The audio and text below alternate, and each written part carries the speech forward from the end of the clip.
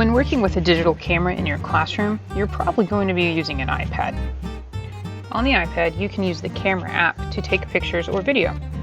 Just swipe down from the top and search Camera and select the camera icon. To use the Camera app to take pictures, you're going to click on the white circle. This is the shutter.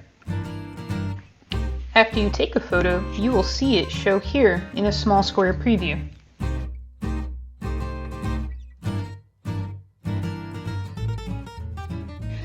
Sometimes you will need to record something moving or take a video. You can do this by tapping on the word video. Then, when you're ready, you want to select the record button. When you finish recording, you want to be sure and hit stop.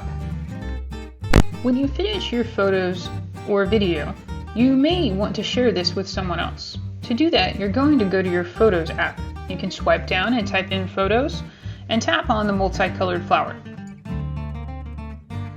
Now ready to preview the photos and videos you have taken recently and share them with others by tapping on the share icon. Once you have selected share, you can tap in the circles to put blue check marks in the ones you would like to share with others.